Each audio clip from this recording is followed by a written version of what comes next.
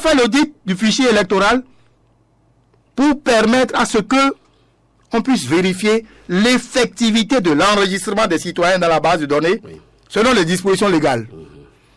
Pour vérifier l'effectivité de l'enregistrement des décès. Le chef de l'État en a parlé longuement. Tout à fait. Sur le terrain et dans la base de données. Le processus d'extraction de la liste électorale informatisée, les HIP, de base de données, doit se faire par un logiciel. Est-ce que le logiciel est conçu dans de bonnes conditions? Ensuite, le processus d'affectation et de répartition des électeurs dans les centres de vote et les postes de vote, est-ce que c'est fait correctement? Sinon, qu'est-ce qu'on peut faire? Voilà tout ce qu'il y a à faire au niveau de... Est-ce que les biométries, les empreintes, ça s'est bien passé? Est-ce que le statisticien a bien fait le travail? Est-ce que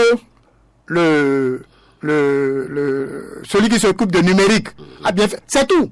C'est de ça qu'il s'agit, d'un travail technique et scientifique, je le répète. Ça n'a aucun caractère politique. D'ailleurs, voilà pourquoi, quand nous, de la société civile, nous avons été élus à ce poste, nous avons dit aux politiciens, mettez-vous de côté, laissez-nous faire le travail scientifique pour rassurer la population que le travail qui sera fait sera un travail fait conformément à l'article 1er, n'est-ce pas, du code électoral qui dispose expressément qu'il faudrait que les choses se fassent dans la transparence. Voilà ce que je peux vous dire sur le sujet. Alors, si vous rassurez si tant, M. Jean-Baptiste Elias, et là je voudrais me permettre de vous tirer la langue, alors comment expliquez-vous que les partis politiques se tiraillent entre les pattes? Si c'est si facile que ça. Non, justement, voilà pourquoi je dis que les partis politiques ont leur logique. Et ce qui se passe ici, je vous l'ai dit, ça s'est passé ailleurs, pendant que j'étais président du Conseil de l'Union africaine contre la corruption. Et donc, c'est dommage que nous sommes, n'est-ce pas, sur un plateau de radio. Je ne vais pas citer les pays pour éviter donc des problèmes que vous connaissez. Sinon, je le ferai.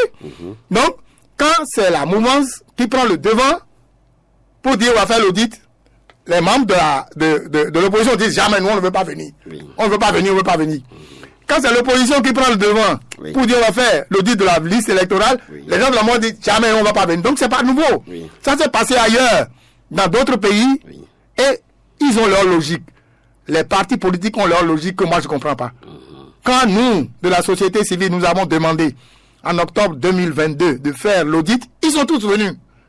Parce que là, c'est la société civile qui a demandé. Donc on sait que c'est des gens neutres.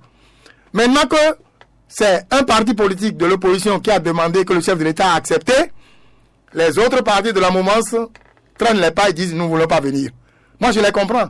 Mais cette logique-là, je ne la partage pas et je ne comprends pas non plus qu'on puisse le faire en octobre 2022 et que maintenant on veut le faire en juin, en janvier, février, mars, avril, mai, juin 2025 et qu'on refuse. Je ne comprends pas. Ça là, je ne comprends toujours pas à ce jour. Très bien. Alors, on sait comment l'audit sera fait. Désormais, vous avez été très précis. Alors, est-ce que très rapidement, avant de nous dire quand est-ce que justement ça va démarrer, l'opération, mais vous n'avez pas encore répondu à ma question. Est-ce que M. Jean-Baptiste Elias vous certifie à ce micro, au micro de Radio Topa ce dimanche 23 février 2025, que vous avez des coudées franches pour vraiment conduire le processus? A priori, oui. Le Conseil des ministres du 19 février 2025 a adopté en Conseil des ministres, comme je l'ai dit, la proposition qui est faite par le comité de pilotage. Nous attendons d'avoir le relevé du Conseil des ministres en main. Et à partir de là, le ministre chargé des relations avec les institutions, qui est le ministre de la Justice et de la Législation, avec qui nous sommes en contact, nous dira quelle est la conduite à tenir pour que nous puissions mobiliser les fonds et que tous les éléments que je viens de vous citer tout à l'heure pour réaliser l'audit puissent être faits. L'allocation d'un local, l'allocation d'un bâtiment, le recrutement d'un agent comptable spécialisé dans la gestion des fonds publics, etc., là, que tout cela soit fait. Donc, nous attendons d'avoir le relevé du Conseil des ministres et ça ne va pas tarder. D'ici 2-3 jours, autrement dit, d'ici le mercredi 26 au plus tard, mercredi 26 février 2025 au plus tard. Nous espérons que nous aurons le relevé du Conseil des ministres. Et dès que nous avons le relevé, les services compétents du ministère de la Justice, qui constitue le ministère en charge des relations avec les institutions, nous donnera la conduite à tenir pour la suite des opérations. Donc, a priori, on ne peut pas dire à quand l'effectivité du démarrage de l'opération. Ah non, nous avons déjà tout démarré. J'ai dit que depuis le 8 février, nous avons commencé par travailler. 1. Nous avons déjà mis en place les thèmes de référence pour le recrutement des 4 experts. Tout est prêt. Quel est le rôle que l'expert légal va jouer? Quel est le rôle que l'expert en biométrie va jouer? Quel est le rôle que l'expert en numérique, etc., etc. Nous avons déjà tout dit. Nous avons préparé déjà une lettre pour lancer l'appel. Oui. Mais nous attendons d'avoir le relevé avant de lancer.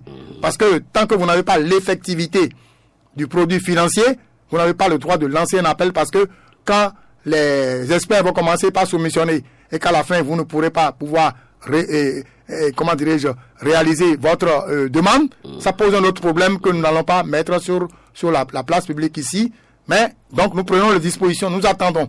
Et dès que nous aurons le relevé pour être sûr que tout est en place, on lance l'appel. Lancer l'appel, ça va faire 30 jours. La loi prévoit 30 jours pour que les experts internationaux puissent répondre à notre appel. Une fois qu'ils auraient répondu, nous allons faire le dépouillement. On va retenir les 4 experts, un à un. Les 4 experts auront donc la notification, vont arriver au Bénin, on leur fera un contrat. Ce contrat sera signé et enregistré au service compétent. L'État prendra donc le taux qu'il faut prendre sur ce contrat-là.